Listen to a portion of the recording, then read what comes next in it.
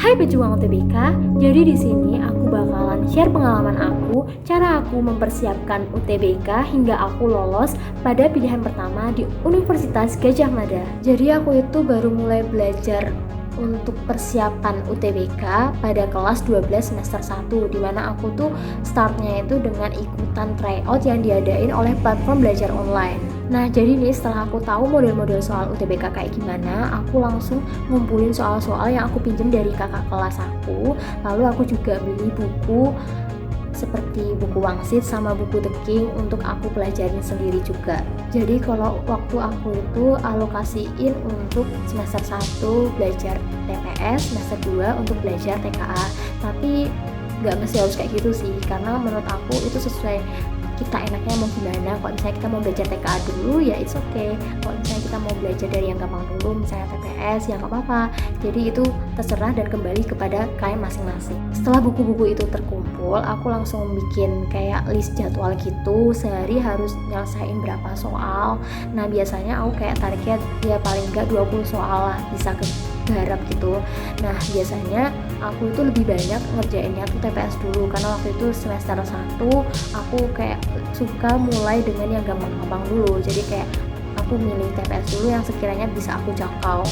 Nah habis itu aku baru mulai ngejar TKA itu baru semester 2, karena di tahun 2021 aku pikir itu bakalan cuman ada TPS saja sama kayak tahun 2020, tapi ternyata ada pengumuman dari LMPT bahwa di tahunku itu bakalan ada TKA, dan mulai saat itu juga aku mulai intens untuk belajar TKA. Nah kalau aku sendiri untuk TPS itu aku gak cuman ngandelin latihan soal dari buku soal beserta kunci jawabannya, aku juga lihat pembahasan soal TPS di YouTube, dan juga biasanya kan banyak tuh di YouTube itu kayak pembahasan soal dari tryout, nah itu juga aku ikutin.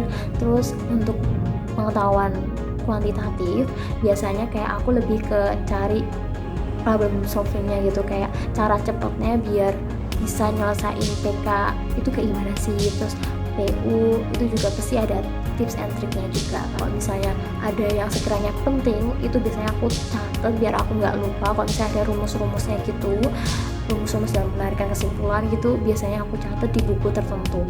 Kalau untuk TKA-nya, yang pertama itu aku belajar dulu materinya baru ke soal. Jadi kayak misalnya kayak gini, aku baca-baca materi tentang bab itu, terus aku matengin lagi dengan aku melihat video pembelajaran tentang materi tersebut. Kalau misalnya aku belum paham juga, aku cari video-video lain yang bikin aku sampai paham. Kalau misalnya aku udah ngerasa cukup, baru aku berani masuk ke soalnya dan ngerjain soal-soal tentang materi tersebut sampai tuntas gitu biasanya. Jadi karena aku targetin satu hari satu bab, jadi aku harus benar-benar pahamin bab itu sampai matang, baru besoknya aku lanjut ke bab berikutnya. Nah karena aku udah banyak latihan soal tentang TPS dan juga udah mempelajari materi-materi dan juga latihan soal tentang TKA, jadi ke belakang itu aku cuma tinggal latihan-latihan soal dan juga aku ikut tryout buat matengin aku waktu UTBK nanti. Nah sekarang kita masuk alasan aku kenapa pilih UGM sebagai pilihan pertama aku. Jadi alasan aku pilih UGM sebagai pilihan pertama aku itu karena aku juga sedomisili dengan univ tersebut. UGM juga merupakan universitas favorit, jadi kayak misalnya why not, kenapa aku nggak memperjuangin dia gitu. Terus aku juga pilih prodi yang sesuai sama minat dan bakat aku, jadi kayak aku ngerasa aku tuh suka sama prodi ini karena aku tuh suka sama mata pelajaran yang bersangkutan di prodi itu nanti. Jadi kalau misalnya sesusah apapun nanti waktu di perkuliahan, jadi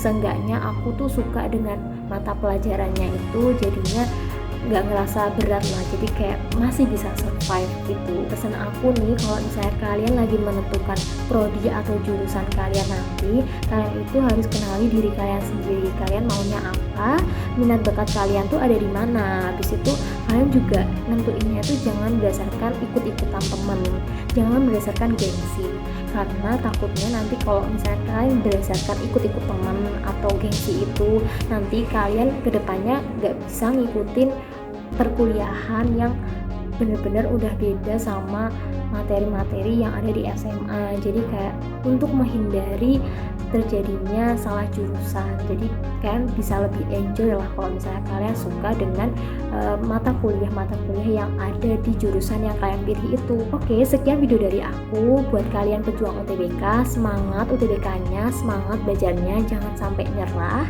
yakin dulu kalian itu pasti bisa, dan jangan lupa kalian harus berusaha dan juga berdoa. See you.